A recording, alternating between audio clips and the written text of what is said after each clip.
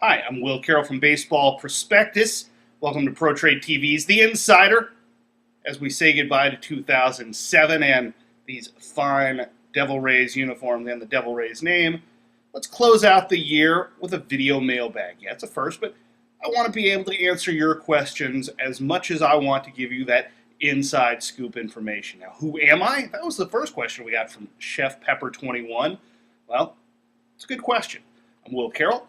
I'm from Baseball Prospectus, where I write a column called Under the Knife. I also contribute to The Mill, which is our rumor mill that goes on every year about the trade deadline, the winter meetings, free agent signing kind of thing.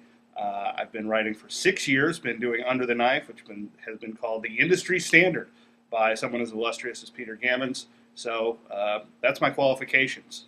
Sports medicine background, I'm a reporter. I talk to the doctors and the trainers, try to get you the inside information. In doing that, I also learn a lot about baseball, so that's where the rumor side comes from. I'm not on the level of a Gammons or a Rosenthal, but hey, call me a AAA rumor mill guy. I'll take that. Now, let's go to the baseball questions. Now that we know that Giambi will be playing first base and DHing, do you think he'll be a part of the Yankees offense? Well, absolutely. I think what they've been putting together is a very solid offense. Is it as strong as the Tigers' offense? No. Is it as strong as the Red Sox offense? Probably not. I think they have to worry about the injuries. Hideki Matsui coming off surgery, Johnny Damon another year older.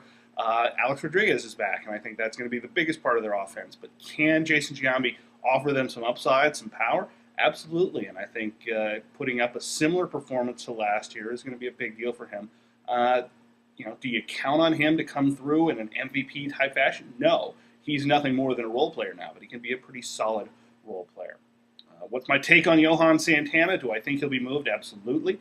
I think the Twins have to move him at this stage. They've put themselves in a corner. They've been hoping the Yankees would up their offer. They've been hoping the Mets would make a more credible offer than they have up to this point. Both those teams appear to be sticking, and I think the Red Sox offer will get it done. Matter of when. Remember that the Red Sox and the Twins both have spring training in Fort Myers, Florida, so that might make a spring training deal a little bit easier. What do I think of the Cubs' chances of getting Erik Bedard?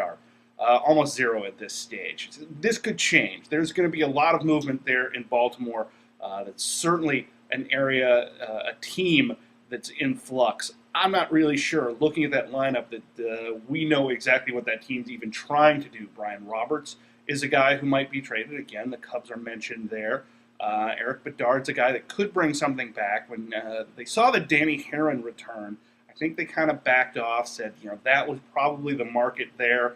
It'll be interesting to see if they try to move Bedard. I think Bedard could be a guy who moves at the trade deadline rather than here in the offseason. What's my response to Clemens still denying that he took any HGH or steroids? I keep an open mind. Certainly the Mitchell report had its moment in the sun. I don't know whether I want to believe Brian McNamee or Roger Clemens. Certainly there had been suspicions about him for years before that, but there's never been a positive test. For me, for someone that called for testing for years, the positive test is the be-all and end-all. When you test positive under this system, you're caught. I think the fact there have been very, very few appeals, and certainly no appeals that have actually worked, show how well this system is working. I did an article at Baseball Prospectus praising it last week, saying it was Bud Selig's finest moment. I certainly think it's right up there. Invite everybody to check it out. It's my take on the A's trade of Dan Haren. I would have thought that Billy Beane needed to get a Dan Haren circa 2004 to get in this trade, but the prospects he scored don't impress me much. Well, Kevin Goldstein from Baseball Prospectus is the prospect guru. He loved this deal for Oakland. 4 prospects out of the top 10. I don't know that you were going to get much more for Dan Haren in this market. Prospects are tough to come by.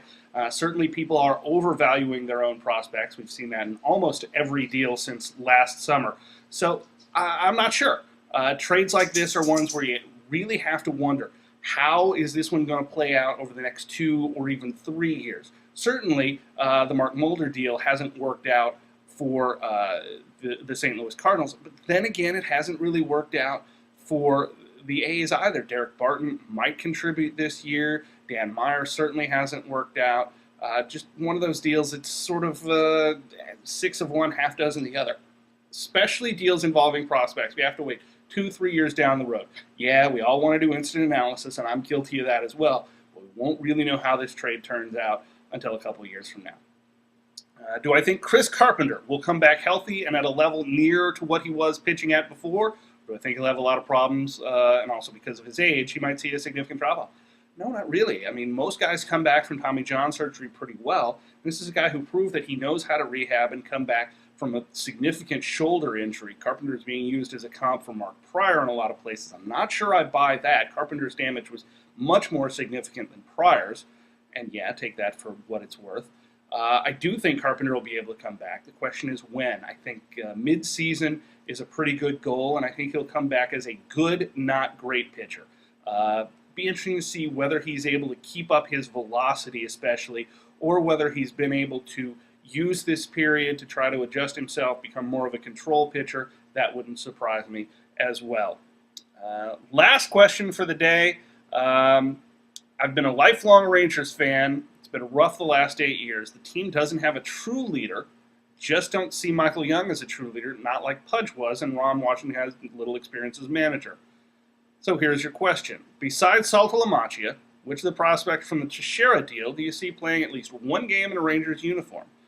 The only one I feel confident in is Matt Harrison. Well, absolutely. I think what John Daniels did was put together a farm system, not a major league team out of this deal. I think you have to look, again, 2 or 3 years down the road and figure out what did you actually get from it.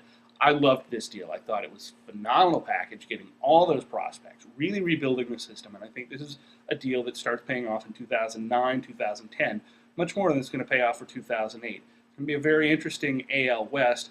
The A's sliding back a little bit. The Mariners, we don't really know what to expect from them. The Angels look to be the class of the division. We saw that injuries and age can really catch up to them quick.